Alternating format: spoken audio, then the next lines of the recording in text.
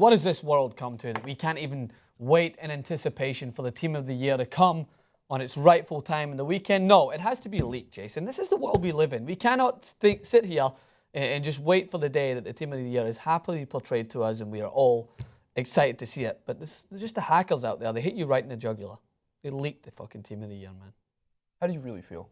I don't care. Anyway, we'll look at the picture of the team of the year because it's not any different than what I knew it would be anyway. Not to mention, Arsenal fans will probably have their thoughts on it. So as you can see there, David De Gea in goals of Manchester United. Tottenham Hotspur well represented in this team. Rose, Alderweireld, Morgan and Bellerín, the only Arsenal player, and I will talk about that in a minute. Mahrez, Ali, Kante, Payet in the middle, and then the dynamic front duo who should be England's starting pair. If I had my way, Kane and Rooney has experience. So before I get to the conversations about this, let's just take a look at how the Arsenal fans reacted to Mesut Ozil not being in the team. So Jason, good representation for Leicester City. Phenomenal that they have 4 members of their team in this squad, as well as Tottenham Hotspur. The most in Tottenham Hotspur's franchise history. So I think it was well earned, and hence why I will disregard any Arsenal fans' claims that Mesut Ozil makes his way in there. Simply put, Tottenham and Leicester City are likely going to finish 1 and 2. Therefore, they should make up most of the team of the year in general. I love that Payet, obviously, on that. Dimitri Payet. Just for his free kicks alone, but obviously he's done way more than that for West Ham this season. But I think I know where you're going to go with the Arsenal stuff. I'm not going to take that from you. But I think there's a little bit of recency bias, tiny bit. And part of that is Dele Alli, much better in the second half than he was in the first half. One of the guys I'm sure you're going to mention, Mesut Ozil, much better in the first half than he was in the second half. Yeah. Finishing strong, maybe had some weight in terms of getting the team of the year. Yeah, I mean, and it's rightly so that people are going to look at the recency bias because this is a crucial part of the season. It's games that are going to determine where you finish in the league. And if a team like Tottenham Hotspur finishes above Arsenal, I don't know if it's set yet, we'll see how it pans out, then they deserve, especially in a position as deep as the midfield. Yeah. Like, as you look, it's the 4 of them are central midfielders, or Mahrez plays out wide, but Ali, Kante and Payet are more like central based and they'll wander around. So it's not like, oh, we need 2 centre mids, a left mid and a right mid. No, it's just we have that many stacked midfielders in this league. We're just going to put them in there. Save for the injuries, who would get replaced if De Bruyne played the whole season? Because he would have easily made that team. That's a very good question.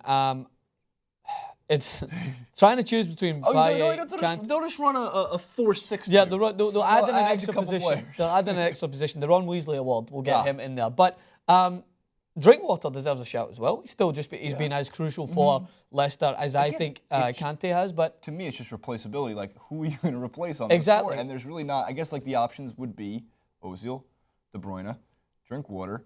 But the big question: better than Ali, Payet, Kante, and Mahrez? Not in terms of significance, because no matter what happens, Manchester City are not winning the league. Right. So you automatically give that bias, and rightfully so, to the players that shouldn't have been in that position in the first place because they're playing outside their boundaries.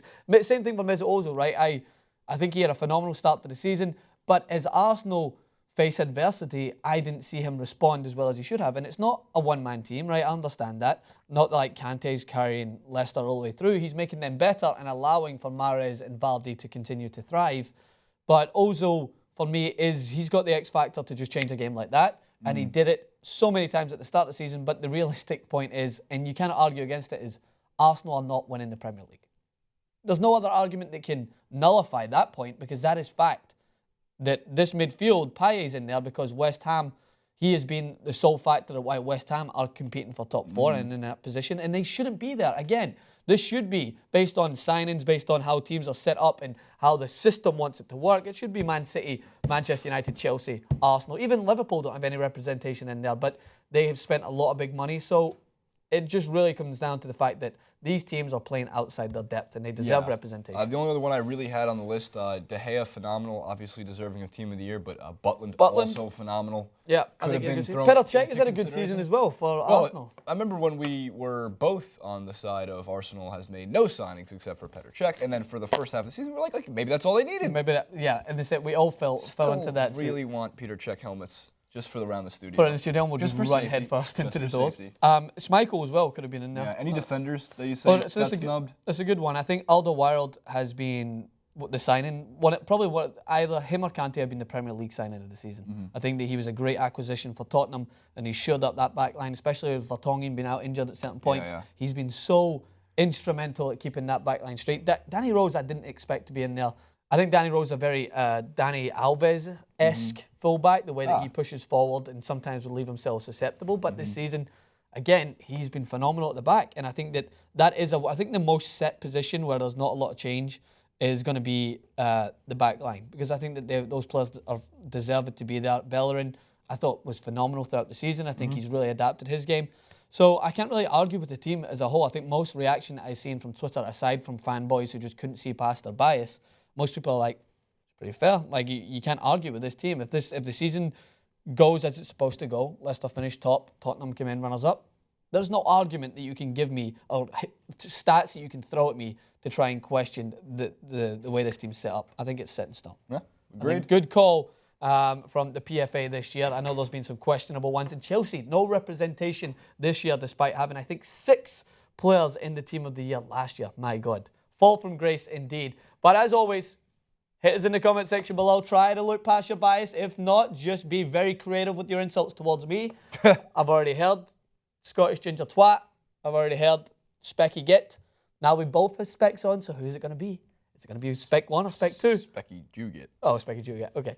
Hit us in the comments on Twitter at TOTY Sports, at Francis_Maxwell, at JasonRubin91. On Instagram at Francis Maxwell Host and at JasonRubin91.